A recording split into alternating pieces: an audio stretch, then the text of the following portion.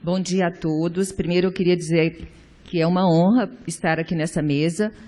Agradeço muito pela oportunidade e também queria contar para vocês que eu estou me sentindo numa verdadeira Disney World aqui. Eu sou oftalmologista, sou pesquisadora da Unifesp e realmente estou me divertindo muito aqui com vocês e tenho uma missão agora que é falar para uma plateia de infectologistas, mesmo sendo uma oftalmologista que gosta muito do assunto. Eu acabei modificando um pouquinho o meu tema.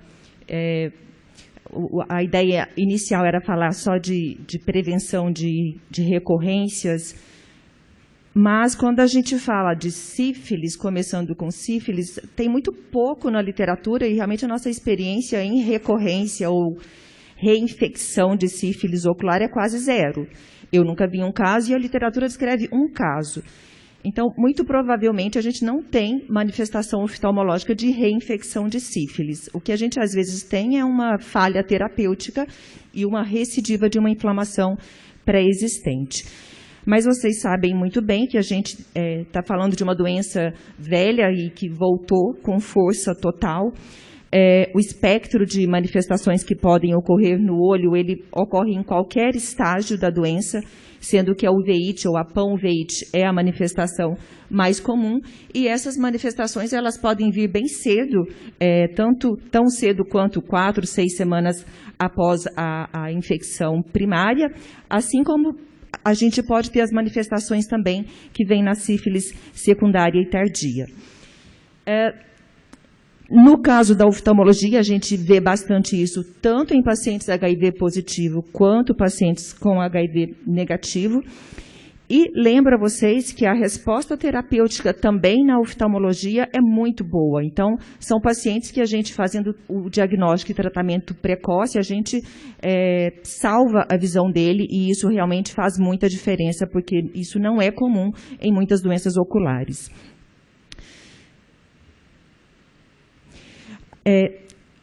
O envolvimento da sífilis ocular, ele é muito pleomórfico, né? Então a gente considera também aqui na oftalmologia a doença como sendo a grande imitadora, mas as manifestações que mais nos preocupam, vêm mesmo no segmento posterior, são as alterações que vão afetar a visão de forma importante. Então os pacientes chegam para a gente, geralmente com queixa de visão, e quando a gente examina, através dos exames que a gente tem, a gente percebe alterações de retina, de coroide, de vasos, inflamação vítrea, e são alterações que, em alguns casos, a gente, conhecendo e com a experiência que tem, a gente já pensa em sífilis, e outras não tanto assim, e a gente acaba abrindo aquele leque de diagnósticos diferenciais que inclui tanto as outras causas de infecção ocular, quanto também algumas causas de doenças autoimunes.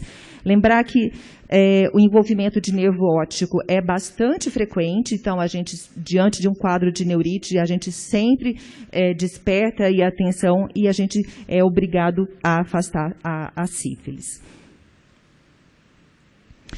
E isso por quê? Porque a sífilis ocular, ela é considerada uma neurosífilis. Então, eu vou discutir com vocês, e eu até peço aqui também permissão para fazer isso de uma forma um pouco interativa com vocês. O que vocês acham? O tratamento, a sífilis ocular, né? Paciente é obrigatório a fazer líquor? Quem acha que tem que fazer líquor, levanta a mão. Vejo que vocês estão bem divididos. Acho que um pouco menos da metade falou que precisava. Mas isso vai mudar o nosso regime de tratamento inicial? Se o paciente tem a doença ocular, ele não tem sintoma neurológico, no que vai mudar? Então, isso ainda é, hoje, na oftalmologia, muito discutível. Quando eu era residente, eu aprendi que todo caso com sífilis a gente tinha que fazer líquor. E isso, ao longo dos últimos anos, vem mudando muito. Será que faz diferença, né, o paciente com doença ocular sendo sintomático ou não do ponto de vista neurológico? Eu acho que sim. Se ele é HIV ou não, faz diferença? Então, o que a gente tem hoje de diretrizes e o que vem colaborado para essa nossa flexibilidade em relação à não solicitação do líquor são estudos, inclusive com colaboração dos pesquisadores brasileiros. Então, esse é um estudo bem importante que saiu agora, está novinho, é de março de 2022, é um estudo aqui da USP, e eles mostram isso, que assim, não houve diferença no desfecho final nos pacientes assintomáticos que tiveram neurosífilis em relação à solicitação ou não do líquor. Então, isso realmente nos deixa muito confortáveis em relação ao que a gente já tem feito há alguns anos, né, de tratar os nossos pacientes com sífilis ocular, mesmo sabendo que sífilis ocular é igual a neurosífilis.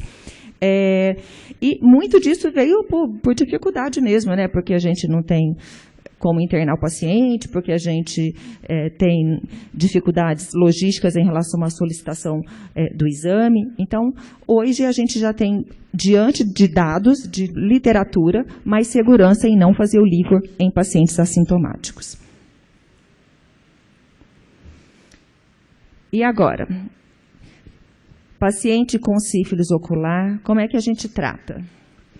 Quem só trata com penicilina cristalina, levanta a mão. Quem acha possível tratar com a ceftriaxone? Então, é mais uma coisa que a gente também, toda reunião, todo congresso de VIT, a gente discute. E, de novo, por que a gente começou a usar mais o ceftriaxone? Por motivos geralmente de logísticas, por falta da penicilina, porque a internação é mais prolongada. E o que a gente percebeu? Que os pacientes estavam indo muito bem. Talvez a gente tenha tido um ou outro caso de falha terapêutica, mas na grande maioria dos casos, a gente está para publicar esse estudo, não está publicado ainda, mas na nossa experiência na Unifesp, os pacientes têm ido muito bem, a resposta terapêutica realmente é muito boa. E aí, agora, também para nossa sorte, saiu recentemente um estudo que mostra isso, que quando a gente compara o esquema terapêutico da penicilina cristalina com o ceftriaxone, um estudo multicêntrico, randomizado, então é um estudo robusto, muito elegante o estudo, inclusive, de mais de 300 casos, eles mostraram isso, que não houve diferença de desfecho final nos pacientes que foram tratados com a ceftriaxone, em se tratando de neurosífilis. Então, a gente entende que na oftalmologia seja muito parecido. O diagnóstico, como que a gente faz? Então, também dispensaria aqui, né, falar para vocês sobre isso, mas a gente sempre pede os 2 testes. A gente pede um treponêmico e um não treponêmico. É claro que sempre a gente tem que ter a suspeita clínica. E mesmo em pacientes que têm um teste treponêmico positivo e um não treponêmico negativo, a gente, na presença de suspeita clínica, a gente indica o tratamento, porque vocês sabem que até 30% desses pacientes podem ter um teste não treponêmico negativo. Então, é até muito frequente a gente tratar os nossos pacientes com toxoplasmose ocular a despeito de um VDRL negativo. Na nossa rotina, é isso que nós temos feito, então a gente tem indicado mesmo o tratamento com ceftriaxone, geralmente 1 grama de 12 em 12 horas, por 14 dias, e no nosso caso é bem importante a gente usar também o corticoide sistêmico, porque a gente nesses casos tem uma resposta inflamatória importante, e muitas vezes é isso que leva a algum tipo de prejuízo ou de dano visual permanente. Então, no caso, a gente precisa de usar o corticoide. E em pacientes que não têm sintomas de sistema nervoso central, a gente também tem dispensado o líquor. Aqui vocês veem uma imagem de um paciente que foi tratado com o Rocefin, e realmente a resposta terapêutica é muito boa, e a gente consegue perceber isso depois de 4, 5 dias de tratamento. Então, em relação à sífilis ocular, são essas as mensagens que eu queria deixar para vocês, né? Que ela é uma forma de neurosífilis, ela pode ocorrer com ou sem envolvimento do sistema nervoso central. Ela deve ser considerada em todos os pacientes com erupção cutânea ou cefaleia, onde há retinite ou vasculite retiniana, ou em qualquer uveíte de origem incerta. A apresentação é muito variável E o atraso no tratamento pode resultar em perda visual permanente, além de outras sequelas que a gente não consegue reverter se a gente não tratar rápido. Em pacientes sem sintomas neurológicos, o exame de líquor, baseado no que a gente tem em literatura e também baseado na nossa experiência a nível de Unifesp, pode ser dispensável. E a ceftriaxone tem se mostrado uma boa alternativa terapêutica. Me coube também falar sobre a toxoplasmose ocular, que foi agora já, que bom, muito bem introduzido pelo Dr. Jorge. Vocês sabem que a gente tem toxoplasmose, é uma coisa que na oftalmologia é o nosso dia a dia, e eu fico super feliz quando eu vejo um paciente toxo, porque eu nem preciso muitas vezes de exame, então eu já começo a tratar sem exame. E isso por quê? Porque a gente vive num mar de toxoplasmose, e isso a gente sabe desde décadas, desde 1960, isso já é muito bem conhecido. E aí eu queria aqui pedir a ajuda de vocês para a gente combater essas fake news. Toxoplasmose é uma doença sistêmica benigna. Toxoplasmose ocular é sempre congênita. A toxoplasmose ocular é autolimitada e não precisa ser tratada. Não existe tratamento preventivo para a toxoplasmose ocular. Então, assim, são mensagens aqui que eu acho que é muito importante eu, como oftalmologista, estar passando para vocês, porque a gente que vê toxo ocular, a gente entende o quanto é dramático a gente avaliar pacientes que tiveram, em algum momento, a oportunidade de terem sido tratados e, por algum motivo, não foram ou tiveram um atraso diagnóstico oftalmológico, ou que foram erroneamente diagnosticados com uma outra doença. E, realmente, assim, hoje a gente, na oftalmologia, a gente não considera a toxoplasmose como sendo uma doença benigna ou autolimitada. Ela é a principal causa de uveíte posterior no nosso meio, e isso é importante porque é posterior, a gente não tem toxoplasmose só como a uveíte anterior. Muitas vezes, para o não especialista oftalmologista, ele vê uma uveíte anterior e trata toxo, por conta da alta prevalência, mas é um diagnóstico que depende das características posteriores, ou seja, ela é uma doença que afeta inicialmente a retina, podendo também ir para a coroide. Ela é de altíssima prevalência na nossa população, então até 1/3 da população mundial é positivo para a toxoplasmose. E aqui de novo, a lesão ocular, ela não acontece apenas na toxoplasmose congênita, que é um conceito que já mudou há anos. E é cada vez mais frequente a gente encontrar pacientes que tiveram uma toxo sistêmica aguda, uma toxo adquirida, e que depois de um certo tempo vem com a lesão ocular. Muitos desses pacientes desconhecem o seu histórico prévio de ter tido toxo aguda, mas alguns deles souberam que tiveram toxo aguda e, por conta do conceito de ser uma doença benigna e autolimitada, nunca foram tratados. A característica clínica da toxocongênita é muito típica, é uma lesão que a gente descreve como lesão do tipo roda de carroça, que é uma lesão central, que afeta a mácula, mas muitas vezes você vê lesões multifocais também, que podem ser bilaterais e realmente são casos em relação ao prejuízo visual de muito impacto. A toxoplasmose adquirida, né? Então, são pacientes que chegam com IgM positivo, que aí eu já sei que é um caso adquirido, ou um paciente que teve no passado toxo adquirida, mas que só vem com IgG positivo, é muito frequente. Eu posso dizer para vocês que o mais frequente ainda é a gente ver os pacientes que vêm com a lesão ocular só com IgG positivo. Mas a gente tem percebido cada vez mais casos que chegam ainda com IgM positivo. E a sensação que nós temos é que esses casos que têm o IgM positivo são os casos de maior gravidade. Nós acompanhamos Nós descrevemos o surto que a gente teve aqui em São Paulo, em 2019.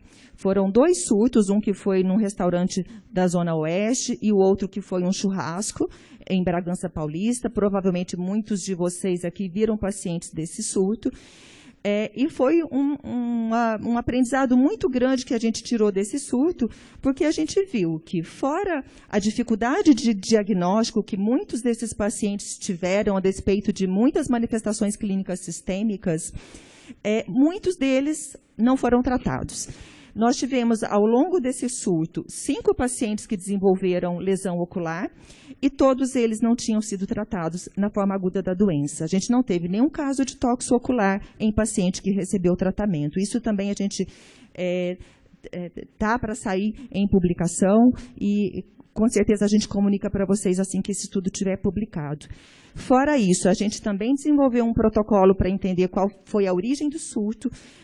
Fica aqui aquela discussão do oocisto, se pegou pela água, pela verdura, pela salada, ou se pegou pela carne. E baseado nos parâmetros de estudo epidemiológico e também através de um teste de anticorpo que a gente testou, justamente para entender se aquele anticorpo que o paciente tinha era um anticorpo que era anti-esporozoítas ou não, que é uma metodologia nova, a gente descobriu que muito provavelmente esse surto foi causado por oocistos. Então, ou foi a água ou foi a salada, não foi a carne.